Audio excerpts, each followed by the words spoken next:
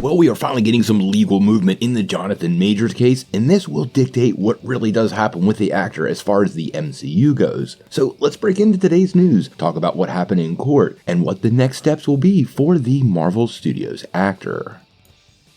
Well, as many of you know, Jonathan Majors was arrested last month on some really serious allegations. According to police reports, he allegedly assaulted a female companion and even strangled her, leading to a massive social media backlash, as well as the loss of some major working opportunities for the actor. Now, on this channel, we are a innocent until proven guilty type of place, but we can't ignore the seriousness of the charges, and we are going to work hard to cover it as closely as possible.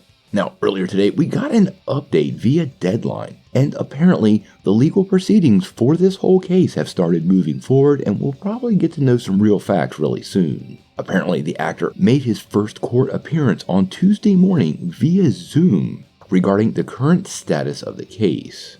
Now, reportedly, the conference was very brief, and the actor apparently did very little. Now, a big part of the whole discussion was a motion filed by Majors' defense team that the prosecution has until May 23rd to finally respond to.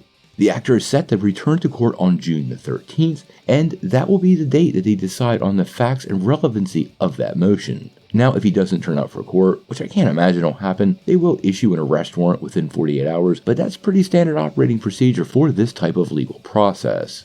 Now, if Majors is found guilty, he could actually face a year behind bars or a 3-year probationary term. And this would likely continue to impact some of the remaining contracts that he has, as I believe many people who are still standing neutral are waiting to get all the facts for the case before they make any decisions. Now, his lawyer, Priya Chaudhry, is still very adamant that her client did nothing wrong and believes the motion that the prosecution is currently reviewing should have charges completely dismissed. Now, in the report, it's really clear they have apparently supplied what they're calling irrefutable evidence that the woman is lying, including video proof, some of which we talked about on this channel. And in a quote goes on to say that this whole thing is a witch hunt against Jonathan Majors, driven by baseless claims, and even suggests there could be some racial elements to the whole thing, suggesting that when Majors showed several officers who were white the injuries the woman had caused him, the officers got in his face, taunted him, and even suggested if they slapped him, the officer wouldn't break his finger either.